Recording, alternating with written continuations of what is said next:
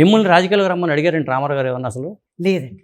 ఆయన అనవసరంగా లేనిపోనివి ఏది ఎవరితో మాట్లాడరండి. అది కాకుండా I have seen one thing. ఆడవాళ్ళకి ఎంత మర్యాద ఇస్తారండి ఆయన. ఎవరైనా వాళ్ళు అక్కడ వెళ్తూ ఉంటే వాళ్ళు వస్తున్నారు అక్కడ చేరేయండి, కూర్చోమనండి, ఫ్యాన్ తిప్పండి, ఇదంతా ఆయనకు అనవసరం అండి.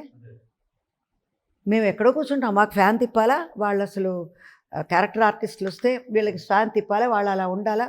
ఏం జ్యూసులు వస్తున్నాయి, జ్యూసులు తాగుతారా? జ్యూస్ కాదు, జ్యూసులే ఆయనకి, 1, 2 కాదు కదా, జ్యూసులు ఇవ్వండి అందరికీ. అదా అలాంటి ఒక ఏం చెప్పాలి, సెట్లో అందరినీ ఒకే లెవెల్గా చూడడం, మాట్లాడడం. మేడం మీ ఫస్ట్ సినిమా అంటే జూలీనా లేకపోతే అసలు బాంధవ్య? తెలుగులో అసలు ఫస్ట్ సినిమా ఏదండి? జూలీ హిందీలో ఇదైంది, స్టార్ట్ అయ్యారు కదా, అంతకుముందు తెలుగులో చేశారా? బాంధవ్యాలు. బాంధవ్యాలే. బాంధవ్యాలు ఫస్ట్ సినిమా. అంటే ఆ భగవంతుడు, నా కులదైవ వెంకటేశ్వర స్వామి, నేను పూజించే నా బాబా, వాళ్ళ దయ వల్ల స్కూల్ ఎగ్జామ్ రాయలేదండి నేను, ఇంకా ఫైనల్ ఇయర్ ఎగ్జామ్ రాయాలి.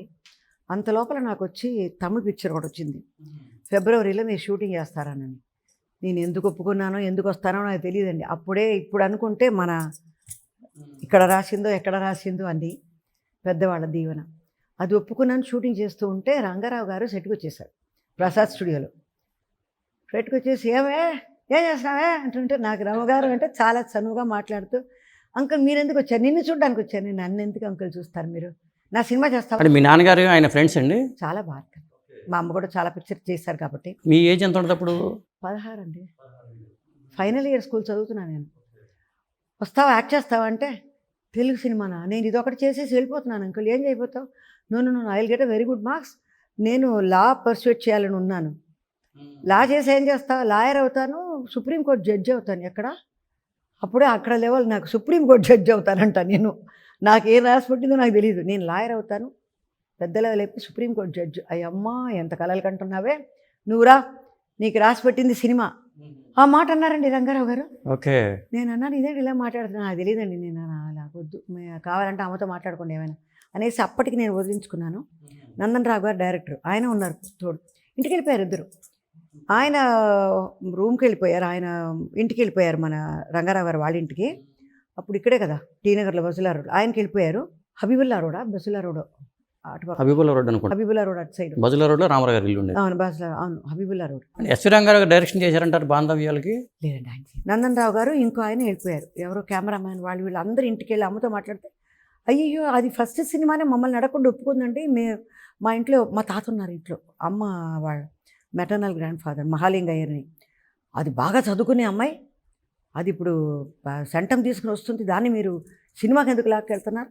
ఇప్పుడే వెళ్ళిపోయింది, తమిళ్ చేస్తుంది, చాలా అనుకున్నాం మేము, వద్దు వద్దు అంటే, లేదు రంగారావు గారు చెప్పేశారు అది చేయాల్సిందని సార్.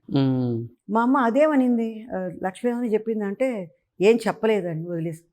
ఇంటికి సాయంకాలం వస్తే చేస్తావంటే, చేస్తానమ్మా. ఎందుకు చేస్తానంటున్నావే? ఏమో అడ్వాన్స్ ఇమ్మని చేస్తాను. నాకు ఏమీ తోచలేదు ఆ వయసులో. 16 ఏళ్లలో అడ్వాన్స్ అంటే డబ్బులు ఇస్తారు. ఆహా, అడ్వాన్స్ ఇమ్మను. They gave me 750 rupees. చాలా పెద్ద అమౌంట్ అండి అప్పుడు. 1968లో 750 rupees is a very big amount. అవును. ఇప్పుడు చిన్న చిన్న పిల్లలకి పాకెట్ మనీ కూడా చాలటం లేదు. నేను అన్నాను, 750 ఇచ్చారా నాకు? ఫస్ట్ క్వాలిటీ హెచ్ఎంటీ వాచే 500 రూపీస్ అప్పుడు. ఆ లెవెల్ మేము చూసేవాళ్ళం. అది ఒప్పుకోనా వద్దా అనుకుంటూ ఉన్నాను. సరే అనేసాను. సరే అనేసి ఒప్పుకుంటానులే అని సరే అనేసాను. ఇక్కడ షూటింగ్ అయింది 6th ఫిబ్రవరి 1968 ప్రసాద్ స్టూడియో బి ఫ్లోర్లో, ఏ ఫ్లోర్లో షూటింగ్ కాలు పెట్టాను. అక్కడ 10 రోజులు షూటింగ్ చేశాను. అండ్ 10 రోజులు కాదు 12 రోజులు చేసి ఉంటాను. 12 రోజులు చేశాను. తర్వాత 16th 17th నుంచి మీరు అక్కడ మైపాడుకి రావాలంటే 18th నుంచి మైపాడులో షూటింగ్, చంద్రమోహన్తో అవాయి తువాయి సాంగ్. అక్కడ 1 వీక్ ఉన్నాము. అది 1 వీక్ అయిన తర్వాత ఇంటికి వచ్చి, అమ్మా ఎంత కష్టంగా ఉందో, it's very hot, I don't want go to shooting. కొంచెం సౌకర్యంగా గారంగా పెరిగాం కాబట్టి నేను ఐ డోంట్ వాంట్ గో అంటే, సరే నువ్వు ఒప్పుకున్నావు కాబట్టి, లేదు చెప్పే అంకుల్తో ఇంకెవరినైనా వేసుకోమని, నేను చేయను, అది తప్పమ్మా. వన్స్ కమిటెడ్ రైట్, కమిట్ అయ్యాం, చేసాం.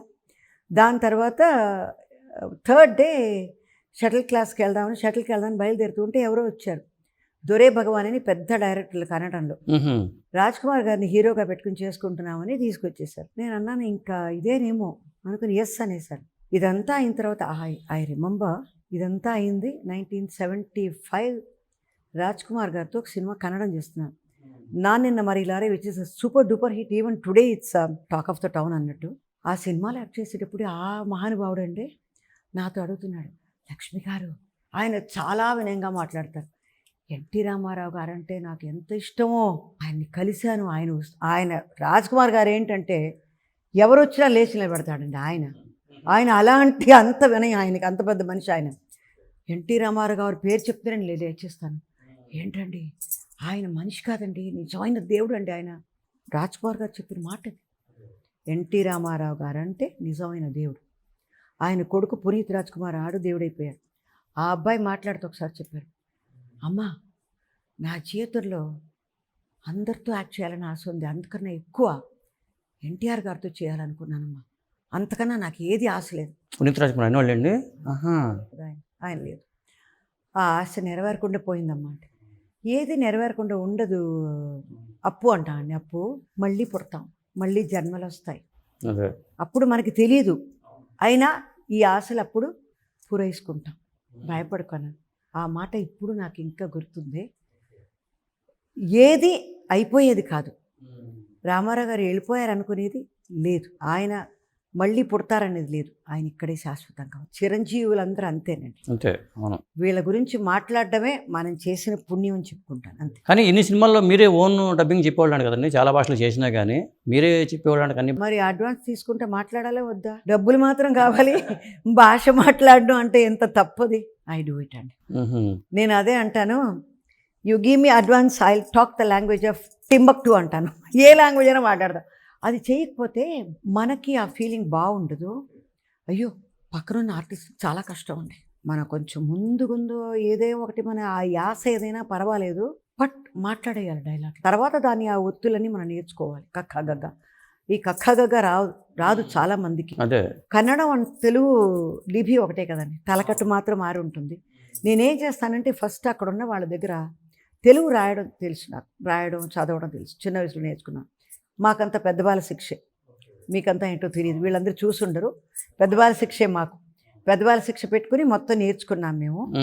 వేమన శతకం అది ఇది బాగా నేర్చుకున్నాం మేము. దాని తర్వాత ఇక్కడికి వచ్చిన తర్వాత చదవడం నేర్చుకున్నాం, బాగా వచ్చేసింది మాకు. Same thing Kannada. When it comes to question of Malayalam, కొన్ని లెటర్స్ అన్ని పేరెంట్ లాంగ్వేజ్ తమిళ్ కాబట్టి మలయాళం కూడా వచ్చేస్తుంది, గొడవ లేదు.